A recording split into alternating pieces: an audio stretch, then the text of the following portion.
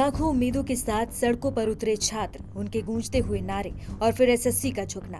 ये तस्वीरें थी उस ऐतिहासिक संघर्ष की जिसने एसएससी सिलेक्शन पोस्ट फेज 13 के री एग्जाम का ऐलान करवाया।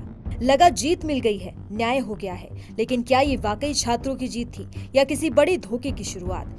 आज एक ऐसी कहानी पर बात करेंगे जो लाखों युवाओं के सपनों, उनकी कड़ी मेहनत और उनके अटूट भरोसे से जुड़ी हुई है। एक ऐसा इम्तिहान जो सिर्फ मेधा नहीं बल्कि सरकार और व्यवस्था पर उनके विश्वास की भी परीक्षा ले रहा है।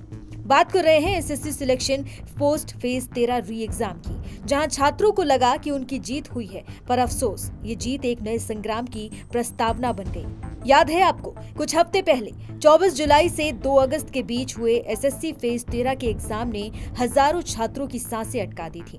तकनीकी खराबियों ने इस परीक्षा का मजाक बनाकर रख दिया था। किसी का सर्वर डाउन, किसी की स्क्रीन ब्लैक, किसी का पेपर ही पूरा ही नहीं हुआ।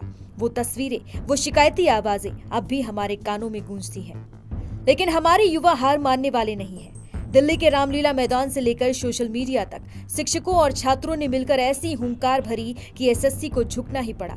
29 अगस्त को 59,500 छात्रों के लिए री एग्जाम की घोषणा हुई। एसएससी ने भरोसा दिलाया कि वो अपना सिस्टम ठीक कर रहे हैं। यहाँ तक कि सीजीएल की परीक्षा भी आगे बढ़ा दी गई है। हर तरफ उम्मीद की किरण जगी। छात्रों को लगा कि उनकी तपस्या रंग लाएगी, पर अफसोस ये रोशनी ज्यादा देर तक टिक नहीं सकी। 29 अगस्त को जब छात्र दोबारा एग्जाम सेंटर पहुंचे, उनके चेहरों पर एक नई ऊर्जा थी। अंदर गए तो लगा इस बार सब कुछ ठीक होगा, लेकिन जब बाहर आए तो चेहरे लटके हुए थे, आंखें नम थी और जुबान पर था एक ही कड़वा सच: एसएससी कभी नहीं सुधरेगा। जी हाँ, जिस री एग्जाम को पिछली गलतियों को सुधारने के लिए कराया गया था, वो खुद गलतियों का अंबार लेकर आया। आरोप है कि छात्रों की उम्मीदों के साथ एक बार फिर बेरहमी से खिलवाड़ हुआ है। इस धोखे की पुष्टि तब हुई जब प्रतियोगी परीक्षाओं की जानी मानी शिक्षक नीतू सिंह ने एनडीटीवी से बातचीत में साफ कहा कि हमें मीटिंग में सुधार का दावा किया गया था, लेकिन जमीनी हकीकत वैसी की वैसी ही है।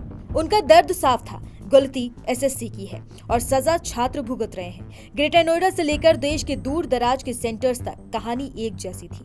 सर्वर स्लो, स्क्रीन ब्लैक, बीच में एग्जाम रुक जाना और तो और सेंटर्स पर मौजूद स्टाफ का गैर जिम्मेदाराना रवैया। अब सवाल उठता है कि इस गड़बड़ी के पीछे किसका हाथ है? छात्रों की उंगलियां सीधी एसएससी की नई एग्जाम कंडक्टिंग एजेंसी एडुकेटी की ओर उठ रही हैं। छात्रों का आरोप है कि ये एजेंसी पहले भी कई राज्यों में ब्लैकलिस्टेड रह चुकी है। वो उसकी तुलना पुरानी एजेंसी यानी कि टीसीएस से कर रहे हैं, जिसने सालों तक एसएससी और अन्य बड़ी परीक्षाओं को सफलतापूर्वक संपन्न कराया। उनका सिस्टम मजबूत था।